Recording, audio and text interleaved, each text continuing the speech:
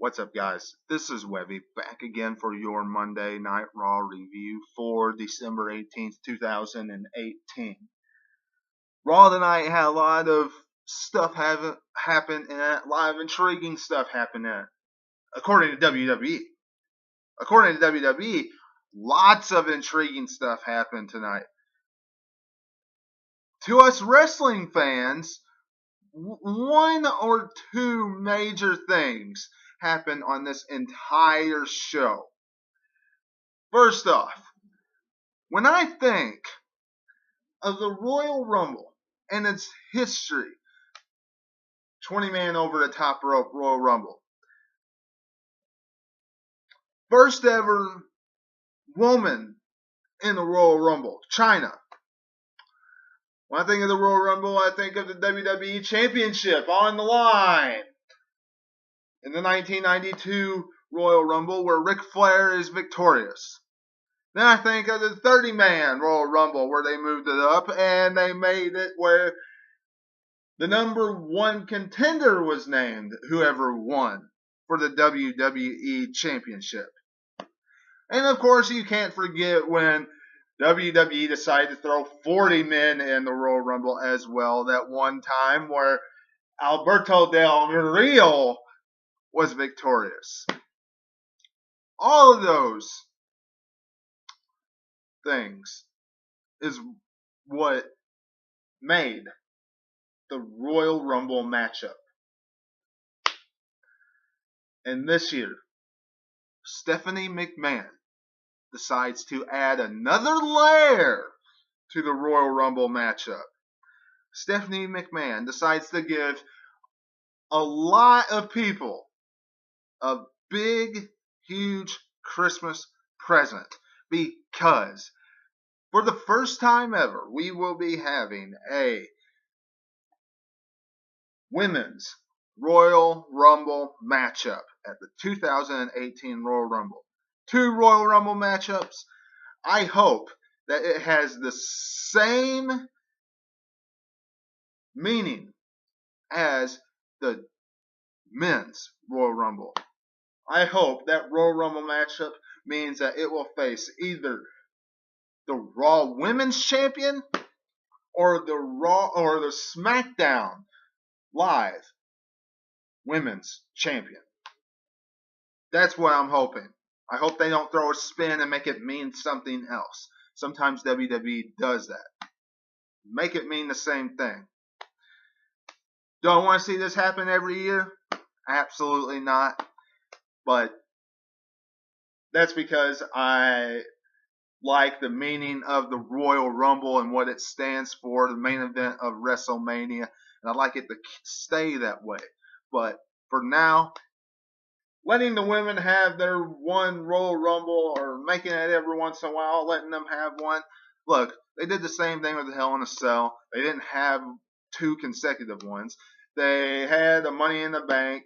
So, I mean, you might as well let them have Royal Rumble as well. See what happens.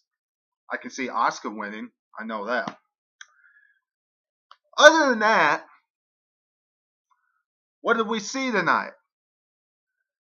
Well, we saw an epic promo. I mean, an awesome promo. Some might say it sounds the same, but it's still one of the best things on Raw today. Between Bray Wyatt and Woken Matt Hardy, yes.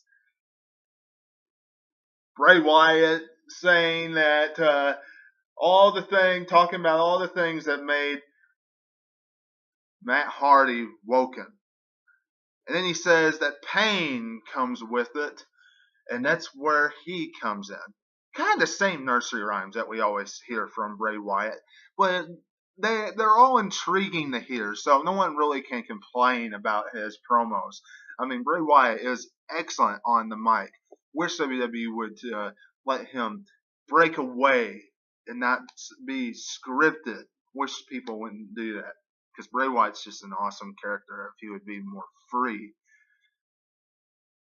And then we have Matt Hardy, Woken Matt Hardy, who compares this war that Bray Wyatt and Matt Hardy's having to a game of chess in which Sister Abigail and Bray Wyatt are king and queen, and Matt Hardy has his entire army, yes. And they're going to delete the king and queen. And he took his hand and he wiped it away and knocked off the king and queen on the other side. Very intriguing stuff. Very awesome stuff to watch. Can't wait to see more of Matt and Bray Wyatt. Great rivalry that they're having. Great promos that they're cutting. And when a match comes along, I heard it might be a deletion matchup or something like that at the Wyatt family compound. If that's what they do, and it's something like the New Day, I hope it's presented a little bit differently. Not so much flashing and not all just white sheet mask all over the place. I hope it's presented a little bit differently if that's the match that they do. And if it's a singles matchup, can't wait to see the new entrance for the Woken Matt Hardy. As far as the rest of the show, WWE decided they might give us another Christmas present. Brock Lesnar, 1 week from Christmas, decides to grace us with his presence. And that's pretty much all he did. It was a very poorly way to use Brock Lesnar tonight. It was short, sweet, to a point. And I get it. He doesn't talk. He doesn't do any of that stuff. That's why he has Paul Heyman.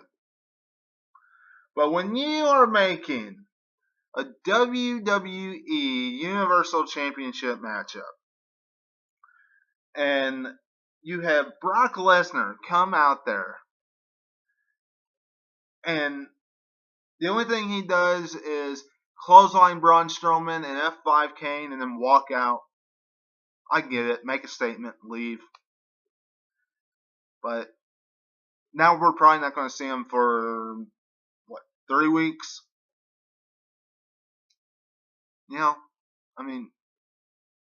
This is ridiculous. WWE. Use Brock Lesnar in a better way. It made sense. Kurt Angle trying to make the announcement. Braun Strowman and Kane coming out, making their claim, and then Brock Lesnar just destroying everybody. It made sense. But we don't see Brock Lesnar enough on TV for him to just be out there for 5 seconds, and then that's it. Can do better than that, WWE. But with that being said, it really goes back to the Royal Rumble women's matchup, because that's the main focus WWE really wanted to save and give hype for tonight. Not the triple threat matchup whatsoever. It was that women's Royal Rumble matchup. Seth Rollins versus Jason Jordan. What can you say about Jason Jordan and Seth Rollins this matchup? Number one, wish that I saw Seth Rollins versus Samoa Joe, not Seth Rollins versus Jason Jordan. A big reason why is we all know that Jason Jordan can wrestle. We all know this. What he needs is character build, and what he needs is an actual rivalry. He needs backstage segments. He doesn't need to wrestle every single night. That's simple. And the more he's out there wrestling, the more he reminds me of Jinder Mahal, because of the verbiage the commentators use. He's so awesome. He's so great. He's fantastic. He's this. He's that. Blah, blah, blah, blah, blah, blah, blah, blah, blah. Over and over and again. It's the same thing they do with Jinder Mahal. Trying to build him up. over and over and over and over and over again. Trying to make him a main event player when he's not. Getting old. Give him some backstage segments. Give him a rivalry with somebody. And don't make him go out there and lose every single night if you really want us to get over with him. Ridiculous, WWE. But Seth Rollins, wish he would have fought Samoa Joe in a one-on-one matchup. He did later on in the night when they took on the Bar and Samoa Joe, and Jason Jordan became a member of the Shield because he teamed with Dean Ambrose and Seth Rollins.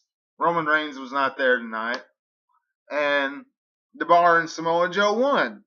It was a heels night on Monday Night Raw because not only did they win, but in the backstage area they absolutely wiped out Dean Ambrose and Seth Rollins. I mean, just destroyed them. And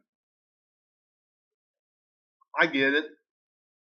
Those of you that don't want to hear this, I'm sorry, but they're just making it so Roman Reigns can come and save the day. Ugh. Make me want to vomit. But that's what they're making it for. Finn Balor and Hideo Itami. Now this is something that I find interesting, and honestly, I wish WWE would do a little differently, because Finn Balor took on the Miz Taraj, and Miz Taraj lost because they double teamed inside the squared circle, and it was a 2-on-1 handicap match, and whatever, one wouldn't get out of the ring, Miz Taraj won. Hideo Itami comes out. He debuts. Well, tomorrow night he debuts on 205 Live. Here's one thing I don't like. I don't like the fact, and I'm sure some of you might agree, the fact that every single person that is 200 pounds or less is in the Cruiserweight division. You look at Finn Balor and Hideo Itami, how they wrestled, how they competed as a tag team tonight. They were good. They were good as a tag team. Why don't you do something like that? You need more depth in the division. I realize that the Revival just came back, but you do need more depth. I mean, so now you have the Revival, the Bar, and Rollins and Ambrose, which sooner rather than later are going to break up, because that's a shoe-in for WrestleMania 34. Because there's no way the Shield's going to stay together. None. Not that long. Not with Brock Lesnar taking on Roman Reigns at WrestleMania. It's just not happening. So, why don't you just use them as a tag team? They would be good. And I know some of you are thinking, well, Finn Balor deserves Universal Championship.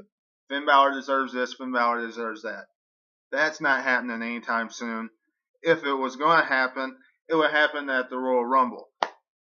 Hideo Itami doesn't need to be in the Cruiserweight division.